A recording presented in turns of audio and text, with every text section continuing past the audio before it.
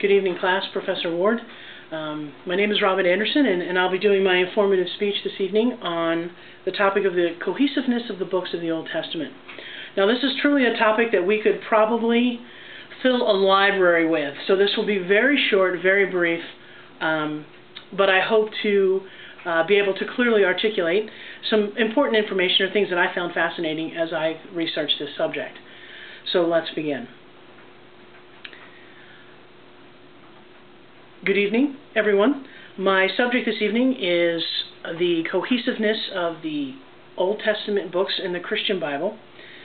And my thesis is really very simple, and it's kind of powerful, and that is that despite the fact that the Old Testament was written over the course of 1,000 years by many different authors, it is still a completely cohesive work, not only within itself, being the Old Testament, but also as a complement to the New Testament. Have you ever thought about how many different people wrote the New Testament, and exactly over 1,000 years how many people contributed to those writings? It's pretty amazing when you try to wrap your mind around those things. The first area that we'll focus on is going to be the Pentateuch. Now, that's a big fancy word, but it means the law, or the law of Moses. In fact, Scripture, one example, there are many, but one example in 2 Kings 14:6, it refers to as the law of Moses. When they're referring to the law of Moses, they're referring to these 5 books. And those 5 books are Genesis, Exodus, Leviticus, Numbers, and Deuteronomy. They are the Torah for those of the Jewish faith. And they are the foundation, the introduction of God and our origin. They span the beginning of time. It gives us an introduction to the patriarchs of Israel's faith. And it sets in place the law of God as we relate to God and as we relate to each other. They are 5 books that are fascinating to read and are full of stories about how God was faithful and worked and moved in the lives of His people and for His people. Our second focus is in the set of Old Testament books are the historical books. Now, these books are Joshua, Judges, Ruth, 1st and 2nd Samuel, 1st and 2nd Kings, 1st and 2nd Chronicles, Ezra, Nehemiah, and Esther. These books are basically what they're called. It's a pretty clear and easy, they're the history.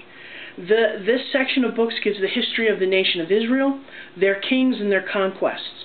They show the importance of blessing and obedience and the consequences of disobedience. These books also express the expectation of dependency on God and on God alone. Joshua, when he goes in and he takes over Jericho and the walls come tumbling down. Stories that I'm sure, if you had the privilege of being in Sunday school, that you can remember run through your mind. King David and his run-ins with Saul. All of these things are amazing and can be found in these history books. Now, the third group of books that we'll focus on are the poetry books, or the poetical books. Now, some would call these wisdom, but for this time, we're going to go ahead and just refer to them as the poetical books. And those are Job, Psalms, Proverbs, Ecclesiastes, and Song of Solomon. Now, when you look at the list, you can certainly understand why the wisdom books would come to mind. I mean, King Solomon, certainly writing in Proverbs and also in Ecclesiastes, did give us a lot of good, concrete advice that applies to us even today on how to live and what has value. And Job, on the other hand, seems like the oddest choice for poetry because, well, it was a difficult time and he was dealing with human suffering. And some say that the reason that Job is in the poetry books is because, you know, human suffering is a fantastic muse for those who would want to write poetry. I don't know, but it's there. The poetic books, they received their name in part because they were written in a similar meter and parallelism that is very common to Hebrew poetry. Bill Arnold and Brian E. Bayer who wrote the book Encountering the Old Testament, a Christian Survey, describes it this way. They say Hebrew scholars disagree over what exactly constitutes Hebrew poetry. Nevertheless, they agree that Hebrew poetry typically displays certain characteristics. And those two most common characteristics are meter and parallelism. Meter is exactly what it sounds like. It's tone, it's rhythm, it's a groove, if I may, that the words, sometimes rhyming, provide. You'll see that a lot in the Psalms. But parallelism is a little different, and parallelism talks about the fact that the lines complement each other. So an example of that is, the heavens declare the glory of God, and the skies proclaim his hands, which is in Psalms 19:1. That's an example of parallelism, where the two lines actually complement each other. These are very common threads in the books of poetry. The final section that we'll look at quickly here are the prophets. Now, there are 17 prophets, and we could probably spend a month talking about the prophets, but I'll be kind and I won't do that to you tonight. The prophets all come from varied backgrounds, but the one thing they have in common, they were possessed with hearts that were devoted to God, and they put their devotion above all else. The prophets had a strong sense of calling, and they were truly messengers from God.